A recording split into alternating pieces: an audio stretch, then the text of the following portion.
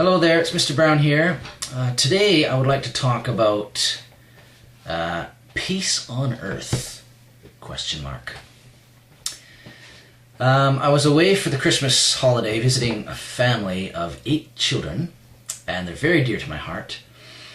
And when I got home just last night, I was feeling very, very sad, very down naturally, and a bit anxious.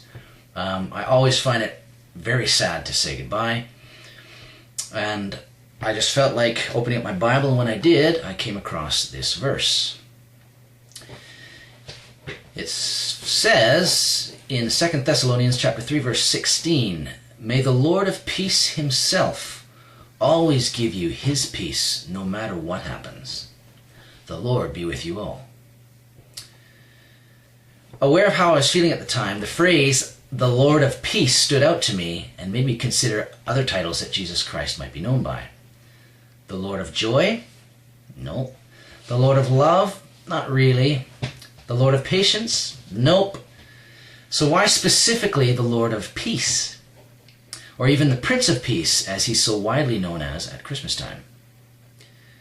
Probably because in this world of sin and turmoil, we're going to need it. It says, "May he give you his peace no matter what happens." That phrase, "no matter what happens," indicates that rubbish may hit the fan. Therefore, even though we obviously live in a world without peace, we are still encouraged to know peace. We are not the ones hitting the fan. Everything else might be, but we can stand still and rest in his peace despite the storms around us. But how do we attain this peace?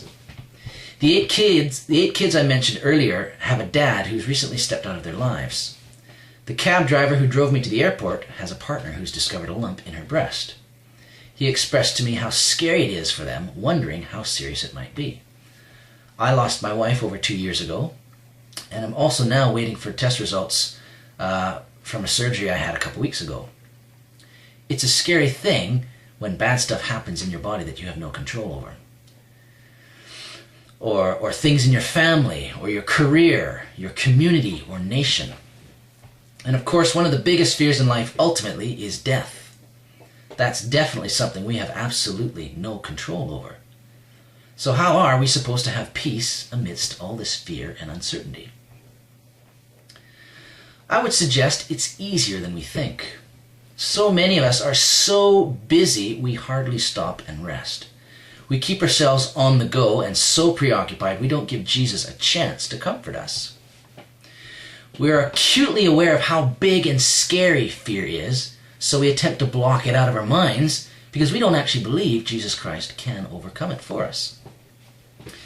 It says in Hebrews chapter 2 verse 15 that Jesus, through his own death, defeated the devil who had the power of death and has delivered those who used to live as slaves to the fear of dying. The cab driver told me about his admiration of those who were certain they would see their dead loved ones again. Now it's interesting that Jesus said he didn't come to give peace to the earth.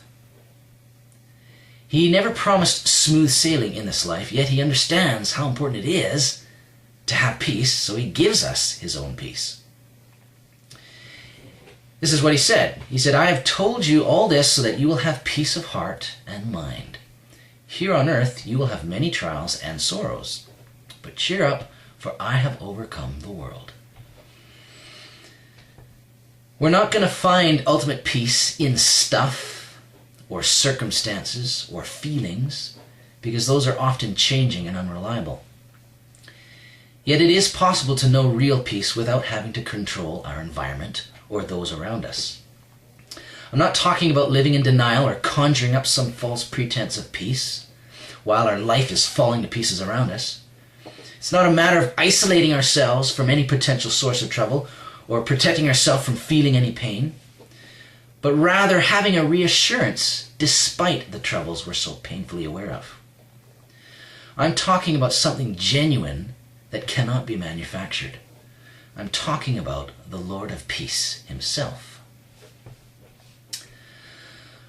On the first Sunday of January 2008, I had the privilege of giving the New Year's message to our local church. It was called A Bigger Vision.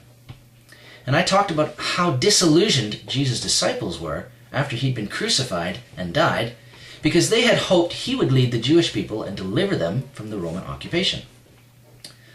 I attempted to illustrate that many unexpected things happen in life that challenge where our hope is. Often the very things we are putting our hope in get taken away. In September of the very same year that I gave that teaching, my wife died. That has been the biggest upset in my life ever. The past 2 years I have relied heavily on God's comfort to get me through the shock, grief, pain, shame, disillusionment, anger, etc. I can honestly say that I have known His peace in my home that nothing in this world can offer me. Nothing compares to His presence and peace. So the question is, last night, while dealing with my sadness and loneliness, did I have peace of mind? Truthfully, after thinking over the Bible passage that I read, yes. My heart was relieved, and I was able to relax and be grateful I was home and trust that God will continue to guide me in this coming new year, no matter what happens. I pray the same for you.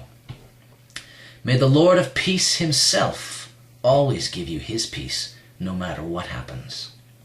The Lord be with you all. God bless you. Thanks for listening. Hope you have a terrific new year. Bye-bye.